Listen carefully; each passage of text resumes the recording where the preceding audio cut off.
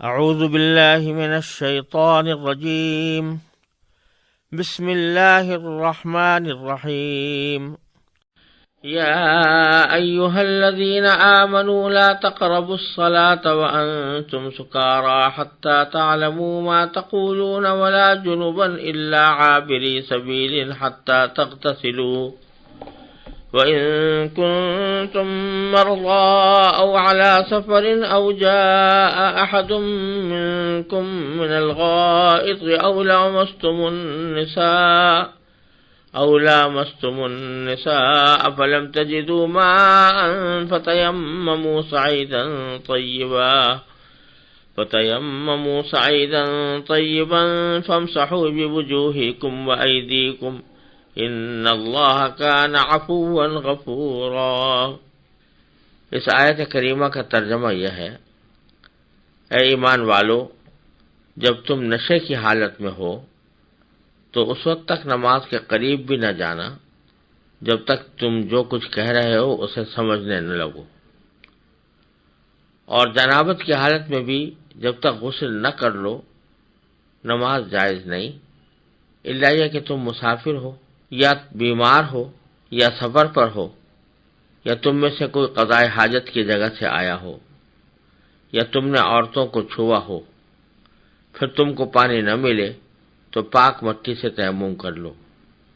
اور اپنے چہروں اور ہاتھوں کا اس مٹی سے مسح کر لو، بے شک اللہ بڑا معاف کرنے والا بڑا بخشنے والا ہے۔ پچھلی آیات میں جو معاشرتی احکام دیے گئے تھے جن میں یتیموں کے ساتھ حسن سلوک، پڑوسیوں کے ساتھ حسن سلوک وغیرہ کا ذکر تھا، اسی کے ساتھ فرمایا گیا تھا وَاعْبُدُوا اللَّهَ وَلَا تُشْرِكُوا بِهِ شَيْئًا، کہ اللہ تبارک و تعالیٰ کی عبادت کرو اور اس کے ساتھ کسی کو شریک نہ ٹھہراؤ۔ تو اب عبادت کی جو سب سے بڑی شاخ ہے اور سب سے زیادہ اہم عبادت ہے وہ نماز ہے، اس نماز کے کچھ احکام اس آیت کریمہ میں بیان فرمائے گئے ہیں۔ سب سے پہلے تو یہ حکم دیا گیا ہے کہ ایمان والو، جب تم نشے کی حالت میں ہو تو اس وقت نماز کے قریب بھی نہ جانا۔ یہ آیت در حقیقت اس زمانے میں نازل ہوئی جبکہ ابھی شراب کی حرمت کا حکم اللہ تعالیٰ کی طرف سے نہیں آیا تھا۔ شراب پینا ایسا عمل تھا کہ جس کے اوپر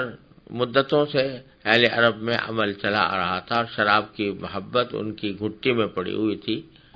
یہاں تک ان کی محبت کا شراب سے یہ اندازہ لگائیے کہ تقریباً 200 نام ہیں جو صرف شراب کی مختلف کیفیتوں کے لیے عربی زبان میں وضع کیے گئے ہیں۔ تو اتنی محبت ان کو شراب سے تھی اور شراب سے اتنا لگاؤ تھا، گویا شراب کے بغیر کسی عرب کا تصور مشکل تھا۔ چنانچہ جب اسلام آیا تو اس وقت بھی شراب نوشی کا دور دورہ تھا، اور اس عادت کو فوراً یکلخت ایک ہی حکم سے چھڑوا دینا یہ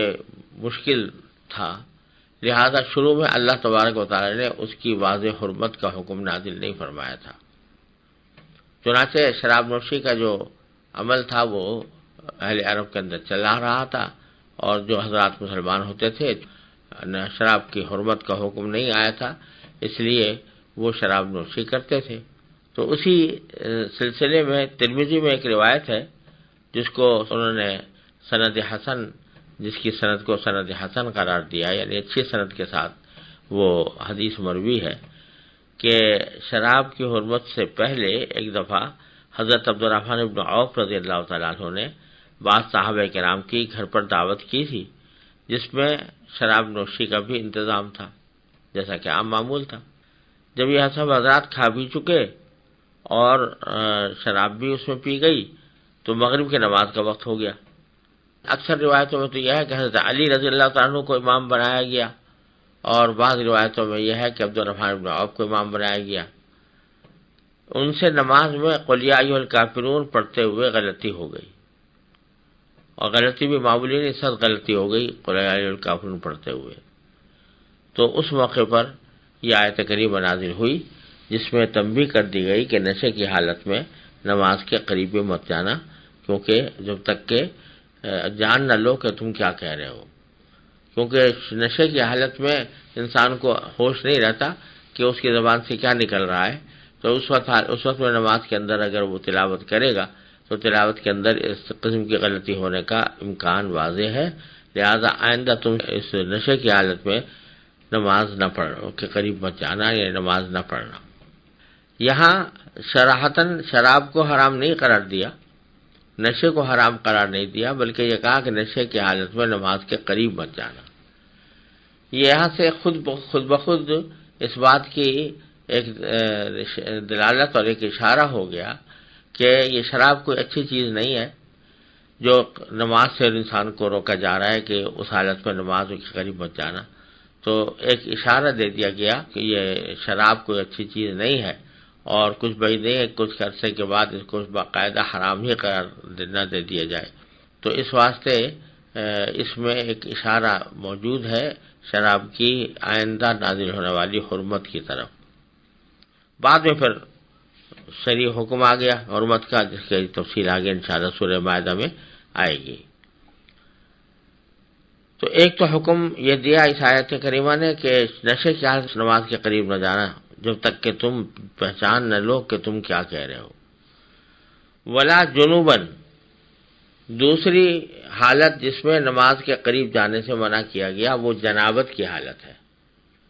یعنی ایسی حالت جنابت کی جس میں انسان کے ذمہ غسل فرض ہو گیا ہو. تو غسل کیے بغیر نماز عبادت کرنا یعنی نماز پڑھنا، یہ اس کو منع کیا گیا کہ جنابت کی حالت میں بھی اس وقت تک نماز نہ پڑھو حتیٰ تغتسلوا، جب تک کہ غسل نہ کر لو. البتہ بیچ میں ایک استثناء دیا گیا الا عابری سبیل. ہاں اگر تم سفر کی حالت میں ہو، مسافر ہو،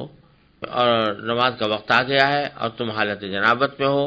اور پانی مل نہیں رہا سفر کی حالت میں، جب عام طور سے جب اہل عرب سفر کرتے تھے صحراؤں وغیرہ میں تو وہاں پانی ملنا بڑا دشوار ہوتا تھا، تو اس لیے سفر کی حالت کو اس حالت سے تعبیر کیا گیا ہے جیسے گویا پانی موجود نہیں ہے. تو کہا یہ گیا کہ اگر پانی موجود نہ ہو تو اس صورت میں باوجود ہے کہ تم جنابت کی حالت میں ہو، اس کے باوجود تم تیمم کر کے نماز پڑھ سکتے ہو. تو یہ استثناء بیچ میں ایک جملہ معترضہ کے طور پر لایا گیا ہے. اصل کہنا یہ تھا کہ لا جنوباً حتیٰ تغتسلوا، جنابت کی حالت میں بھی نماز کے قریب نہ جاؤ جب تک کہ غسل نہ کر لو. البتہ اگر تم حالت سفر میں ہو الا عابری سبیل، حالت سفر میں عابری سبیل کے معنی ہے راستہ قطع کرنے والے. تو راستہ قطع کرنے والے ہو یعنی مسافر ہو اور اس وقت میں پانی میں تمہیں نہ مل رہا ہو تو بے شک پھر جنابت کی حالت میں بھی تیمم کر کے نماز پڑھ سکتے ہو، جس کی تفصیل آگے آ رہی ہے. چنانچہ آگے پھر تیمم کی تفصیل بیان فرمائی کہ وہ ان کنتم مرضی، اگر تم بیمار ہو، او علی سفر، یا تم سفر میں ہو. دو حالتوں کا بیان فرمایا، ایک بیماری کا یعنی کوئی آدمی اتنا بیمار ہے کہ اس کو پانی کا استعمال کرنا اس کے لیے مضر ہے، یعنی اگر وہ پانی کا استعمال کرے گا تو بیماری بڑھ جائے گی، اور اس کا معیار یہ ہے کہ کوئی حاذق طبیب یہ کہے کہ تمہارے لیے پانی کا استعمال کرنا جائز نہیں ہے اور تمہارے لیے یہ پانی سے وضو کرنا یا غسل کرنا درست نہیں ہے، ورنہ تمہاری بیماری کے بڑھنے کا اندیشہ ہے. تو اس حالت میں بھی تیمم جائز ہے. او علی سفر، یا تم سفر کی حالت میں ہو. یہاں پھر دوبارہ سفر کی حالت کا ذکر کیا ہے اور اس کی تفصیل بیان کی ہے کہ سفر کی حالت میں ہو فلم تجدوا ماء، اور پانی تمہیں میسر نہ ہو، پانی نہ مل رہا ہو، اور حالت تمہاری ایسی ہو کہ یا تو تمہیں وضو کی حاجت ہو یا غسل کی حاجت ہو. تو وضو کی حاجت کا ذکر کرتے ہوئے فرمایا او جاء احد منکم من الغائط، کہ تم میں سے کوئی آیا ہو اس جگہ سے جہاں سے قضاء حاجت کی جاتی ہے. غائط اصل میں عربی زبان میں نشیبی زمین کو کہتے ہیں، اور وہاں اس زمانے میں رواج یہ تھا کہ جو دیہاتی معاشرے تھے وہ گھروں میں اپنے بیت الخلاء نہیں بناتے تھے، بلکہ گھروں سے باہر جا کر وہ اپنی حاجت سے فارغ ہوا کرتے تھے، اور عام طور سے اس کے لیے کسی نشیبی زمین کا انتخاب کیا جاتا تھا، اس لیے اس کو غائط کہتے تھے۔ جب اس جگہ کو غائط کہا جاتا تھا جہاں قضاء حاجت کی جائے تو بعض اوقات قضاء حاجت کو بھی غائط کہہ دیتے تھے۔ تو اگر تم میں سے کوئی شخص قضاء حاجت کر کے آیا ہے، جس کے معنی یہ ہے کہ اس کا وضو ٹوٹ گیا ہے، تو اس کو وضو کرنے کی ضرورت ہے، تو اس وقت بھی اگر پانی نہیں مل رہا تو تیمم کرنا جائز ہے۔ اور دوسری حالت بیان فرمائی، او لامستم النساء، یا تم نے عورتوں کو چھوا ہو۔ لفظی معنی چھونے کے ہیں، لامستم النساء، لیکن یہ باب مفاعلہ کے اندر لمس تو کہتے ہیں چھونا، اور ملامسہ جب باب مفاعلہ میں جاتا ہے تو اس کے معنی ایک دوسرے کو چھونا، یعنی اس میں ایک اجتماعی کیفیت پیدا ہو جاتی ہے، دو آدمیوں کا باہم ایک دوسرے کو چھونا۔ اور یہاں مراد اس سے مباشرت ہے یا صحبت کرنا، ہم بستری کرنا ہے، کہ اگر تم نے خواتین سے ہم بستری کی ہو تو اس کی وجہ سے تمہارے ذمہ غسل واجب ہو گیا ہو اور پانی نہ مل رہا ہو، فَتَيَمَّمُوا صَعِيدًا طَيِّبًا، تو تم تیمم کر لو پاک مٹی سے، پاک مٹی سے تیمم کر لو۔ تیمم کے لفظی معنی عربی زبان میں قصد کرنے کے آتے ہیں، ارادہ کرنے کے، تو لفظی معنی ہوا تیمموا صعیداً، ارادہ کر لو اس مٹی کا جو پاک ہو، طیب ہو۔ لیکن پھر اب یہ لفظ اصطلاح ہو گیا اس خاص عمل کے لیے جو وضو کے قائم مقام ہوتا ہے، اور اس کی تفصیل اگلے جملے میں بیان فرمائی ہے کہ فَامْسَحُوا بِوُجُوهِكُمْ وَأَيْدِيكُمْ، کہ اپنے چہروں اور ہاتھوں کا اس مٹی سے مسح کر لو، یعنی مٹی پر ہاتھ مار کر اور پھر اس کو اپنے چہرے پر پھیر لو اور ہاتھوں پر پھیر لو، تو یہ تیمم ہو جائے گا اور یہ وضو کے قائم مقام ہو جائے گا۔ بظاہر تو یہ لگتا ہے کہ مٹی کو اپنے چہرے پر ملنے یا اپنے ہاتھوں پر لگانے سے طہارت کیسے حاصل ہوگی؟ طہارت تو پانی سے حاصل ہوتی، اس سے پاکی حاصل ہوتی، لیکن تو الٹا مٹی لگا لی تو اس سے طہارت کیسے حاصل ہوگی؟ تو اس کا جواب یہ ہے کہ یہ اللہ تبارک و تعالیٰ کی طرف سے ایک حکم ہے کہ اگر تم وضو نہیں کر پا رہے ہو تو کم از کم کوئی ایسی صورت بنا لو کہ جو وضو سے مشابہت رکھتی ہو، اس وضو سے مشابہت کا عمل کر کے تم ایک طرح سے اس اصل حکم کی یادگار پر عمل کر لو گے، تو وہ ایک یادگار جو ہے تمہارے لیے اصل وضو کے قائم مقام ہو جائے گی۔ اور یہیں سے یہ بات بھی معلوم ہو رہی ہے کہ عبادات وغیرہ میں خاص طور پر جو اللہ تعالیٰ کے احکام ہوتے ہیں، یہ شریعت کے احکام ہوتے ہیں، اس میں عقلی گھوڑے دوڑانے کی گنجائش نہیں ہوتی۔ یعنی آدمی یہ سوچے کہ وضو سے تو میں کم از کم میرا چہرہ دھلتا، میرے ہاتھ دھلتے، اور یہاں مٹی سے کیا نہ ہاتھ دھلیں گے یا کیا منہ دھلے گا، بلکہ تھوڑا سا مٹی لگی نہ جائے چہرے کے اوپر تو اس سے اور زیادہ بدنمائی پیدا ہو جائے۔ لیکن یہ عقلی دلیل یہاں کارآمد نہیں ہے۔ عبادت میں اللہ تبارک و تعالیٰ نے جس طرح حکم دیا اسی کے مطابق عمل کرنا ضروری ہے۔ تو یہاں اللہ تعالیٰ نے حکم یہ دے دیا کہ اگر پانی نہیں مل رہا ہے تو پھر تمہارے لیے جائز ہے کہ مٹی سے تیمم کر لو، وہ تمہارے لیے وضو کا قائم مقام بن جائے گا۔ یہاں یہ بھی سمجھ لیجئے کہ دو حالتیں بتائی ہیں تیمم کے جواز کی، ایک بیماری اور ایک سفر۔ بیماری میں جیسا پہلے عرض کیا یہ ضروری ہے کہ کوئی حاذق طبیب یہ کہے کہ پانی استعمال کرنے سے بیماری کے بڑھنے کا اندیشہ ہے، اور سفر کے اندر یہ ضروری ہے کہ پانی نہ ملے۔ پھر آگے یہ جو لفظ استعمال کیا قرآن کریم نے کہ تیمم کر لو صعیداً طیباً، صعید اصل میں کہتے ہیں زمین کو، فرش کو بھی صعید کہہ دیا جاتا ہے،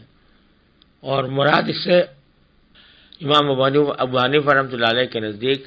اس لفظ سے مراد یہ ہے کہ یا تو مٹی ہو یا زمین کی جنس سے پائے جانے والی کوئی بھی چیز ہو، جیسے پتھر ہے اس کے اوپر بھی مسح کیا جا سکتا ہے، ہر وہ زمین کی چیز کہ جو جلانے سے جلے نہیں وہ اس سے تیمم ہو سکتا ہے۔ تو مٹی سے بھی ہو سکتا ہے، اور اگر پتھر ہے تو پتھر سے بھی ہو سکتا ہے، بلاک ہیں تو بلاک سے بھی ہو سکتا ہے، خلاصہ یہ کہ تیمم کے لیے مٹی، غبار کے علاوہ کوئی بھی ایسی ٹھوس چیز بھی تیمم کے لیے کافی ہو سکتی ہے کہ جو زمین کی جنس سے ہو، یعنی وہ آگ میں جلانے سے جلتی نہ ہو، جیسے پتھر یا بلاک یا کوئی اور عمارت جو کھڑی ہے پتھروں کی بنی ہوئی یا سیمنٹ کی بنی ہوئی، اس سیمنٹ کی بنی ہوئی عمارت سے بھی آدمی کھڑے کھڑے بھی تیمم کر سکتا ہے۔ پھر فرمایا ان اللہ کان عفوا غفورا، بے شک اللہ تبارک و تعالی بڑا معاف کرنے والا، بڑا بخشنے والا ہے۔ یعنی یہ نہ سمجھنا کہ ہم نے چونکہ وضو نہیں کیا اس واسطے وضو کے بغیر ہمیں تیمم سے نماز پڑھی ہے تو ہماری گرفت نہ ہو جائے، ہماری نماز نہ درست نہ ہو جائے، غیر مقبول نہ ہو جائے، تو اس کی ایک اظہار فرما دیا کہ اللہ تبارک و تعالیٰ بڑے معاف کرنے والے اور بہت بخشنے والے ہیں، لہذا عذر کی حالت میں تمہارے تیمم کرنے کی حالت میں تیمم کرنے کو بھی بخش دیں گے اور تیمم کرنے کو قبول فرما لیں گے۔